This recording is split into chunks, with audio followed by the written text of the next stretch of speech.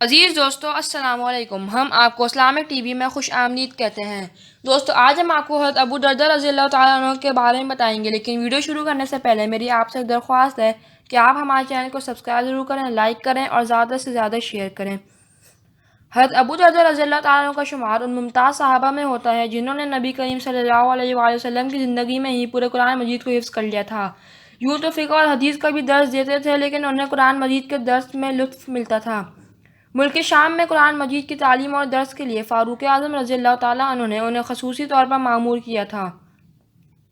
کلام اللہ کی بعض مشکل آیات ایسی تھی جن کے مطالب انہوں نے نبی کریم صلی اللہ علیہ وآلہ وسلم سے دریافت کیے تھے، اس لیے ان سے کسی ایسی آیت کے بارے میں پوچھا جاتا تو وہ نہایت تسلی بخش جواب دیا کرتے تھے۔ حضرت ابو دردہ رضی اللہ تعالیٰ عنہ ہجرت کے بعد مسلمان ہوئے، وہ بھی بدر کی فتح کے بعد۔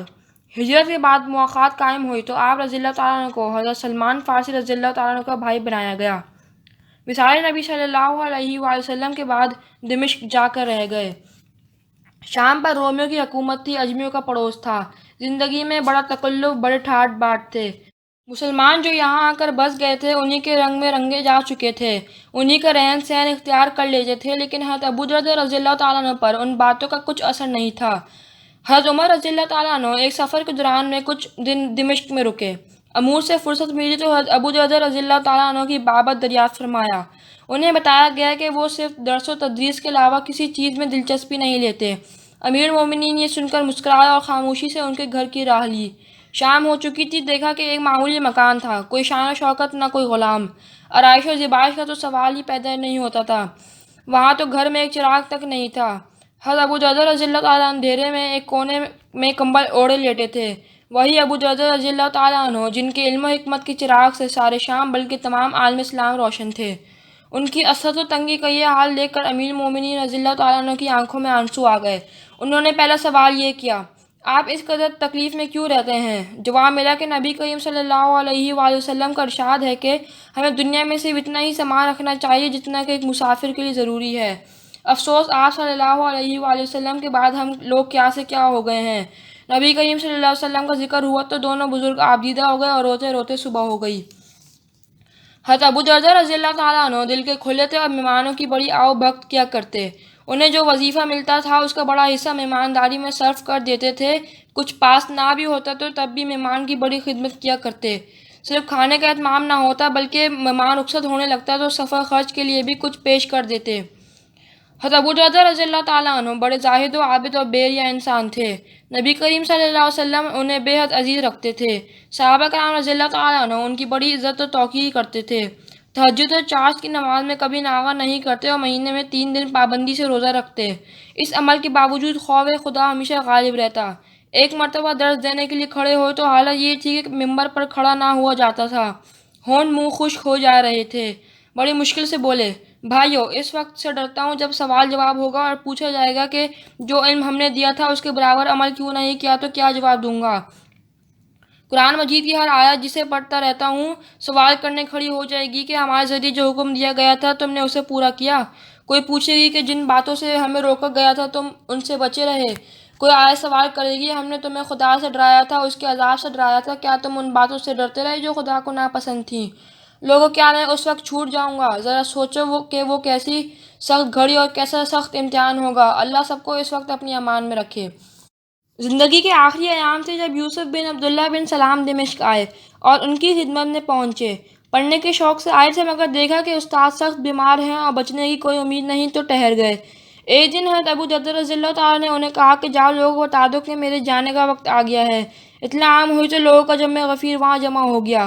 جب انہیں معلوم ہوا کہ گھر کے باہر لوگوں کا بے حساب مجموعہ لگا ہوا ہے تو فرمایا کہ مجھے باہر لے چلو۔ باہر پہنچے تو بیٹھا تک نہیں جا رہا تھا۔ پھر مجموعے کو خطاب کیا، نماز کے بارے میں حدیث سنائے اور بستر مرگ پر لوٹ آئے۔ مقصد یہ تھا کہ آخری درس حدیث کا اور آخری سنت پوری ہو جائے۔ نبی کریم صلی اللہ علیہ وسلم نے وصال سے پہلے نماز کے لیے تاکید فرمائی تھی۔ ہجرت کا 32واں سال حضرت عثمان غنی رضی اللہ تعالیٰ عنہ کا دور خلافت تھا جب کوچ کا وقت آیا۔ جیسے جیسے موت کا وقت قریب آتا گیا توبہ و استغفار کے ساتھ ساتھ بے چینی بڑھتی چلی گئی۔ بیوی نے تسلی دی اور کہا کہ آپ صحابی رسول اللہ صلی اللہ علیہ وآلہ وسلم ہیں، اللہ تعالیٰ ضرور آپ پر اپنی رحمت نازل فرمائے گا، اس قدر گریہ زاری نہ کیجیے۔ بولے کچھ پتہ نہیں کیا ہوگا۔ پھر بیٹے کو بلایا اور فرمایا کہ بلال یہی وقت تم پر بھی آئے گا، بیٹا اس دن کے لیے کچھ کر رکھو۔ اس کے بعد کلمہ طیبہ کے ورد میں مصروف ہو گئے اور اسی حالت میں روح پرواز کر گئی۔ حضرت عبداللہ بن عمر رضی اللہ تعالیٰ عنہ فرمایا کرتے تھے کہ دونوں باعمل عالموں کا کچھ ذکر کرو۔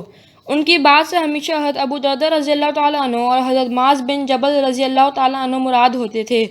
حضرت معاذ بن جبل رضی اللہ تعالیٰ عنہ کا جب انتقال ہونے لگا تو طالب علم دل پکڑ کر بیٹھ گئے کہ اب کس سے علم حاصل کریں اور کس کے عمل کو دیکھیں، تو خود حضرت معاذ بن جبل رضی اللہ تعالیٰ عنہ نے ارشاد فرمایا کہ تم ابو دردہ رضی اللہ تعالیٰ عنہ سے سیکھنا، علم بھی اور عمل بھی۔ دوستو اب ہم آپ کو حضرت ابو دردہ رضی اللہ تعالیٰ عنہ کی کچھ نصیحتیں بتائیں گے۔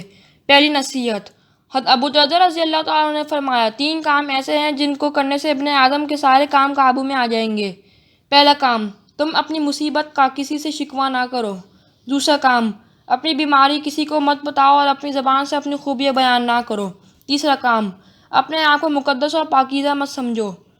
دوسری نصیحت، حضرت ابو دردہ رضی اللہ تعالیٰ عنہ نے فرمایا زندگی بھر خیر کو تلاش کرتے رہو، اللہ کی رحمت کے جھونکوں کے سامنے خود کو لاتے رہو، کیونکہ اللہ کی رحمت کے جھونکے چلتے رہتے ہیں جنہیں اللہ اپنے جن بندوں پر چاہتے ہیں بھیج دیتے ہیں، اور اللہ سے یہ سوال کرو کہ وہ تمہارے عیبوں پر پردہ ڈالے اور تمہاری خوف کی جگہوں کو امن والا بنائے۔ دوسری نصیحت، حضرت شرجیل رحمۃ اللہ علیہ کہتے ہیں حضرت ابو دردہ رضی اللہ تعالیٰ عنہ جب کوئی جنازہ دیکھتے تو فرماتے تم صبح کو جا رہے ہو، شام کو ہم بھی تمہارے پاس آ جائیں گے، یا تم شام کو جا رہے ہو، صبح کو ہم بھی آ جائیں گے۔ جنازہ ایک زبردست اور مؤثر نصیحت ہے، لیکن لوگ کتنی جلدی غافل ہو جاتے ہیں۔ نصیحت حاصل کرنے کے لیے موت کافی ہے، ایک ایک کر کے لوگ جا رہے ہیں اور آخر میں ایسے لوگ رہتے جا رہے ہیں جنہیں کچھ سمجھ نہیں ہے، جنازہ دیکھ کر پھر اپنے دنیاوی کاموں میں لگے رہتے ہیں۔ تیسری نصیحت، حضرت ابو دردہ رضی اللہ تعالیٰ عنہ فرماتے تھے اے دمشق والو، کیا تمہیں شرم نہیں آتی؟ اتنا مال جمع کر رہے ہو جسے تم کھا نہیں سکتے، اور اتنے گھر بنا رہے ہو جن میں تم رہ نہیں سکتے، اور اتنی بڑی امیدیں لگا رہے ہو جن تک تم پہنچ نہیں سکتے، اور تم سے پہلے کی قومیں مال جمع کر کے محفوظ کر لیتی تھیں، اور انہوں نے بڑی لمبی امیدیں لگا رکھی تھیں اور بڑی مضبوط عمارتیں بنائی تھیں، لیکن اب وہ سب ہلاک ہو چکی ہیں اور ان کی امیدیں دھوکہ ثابت ہوئیں اور ان کے گھر قبر بن چکے ہیں۔ یہ قوم عاد ہے جن کے مال و اولاد سے عدن سے عمان تک کا سارا علاقہ بھرا ہوا تھا، لیکن اب مجھ سے عاد کا سارا ترکہ 2 درہم میں خریدنے کے لیے کون تیار ہے؟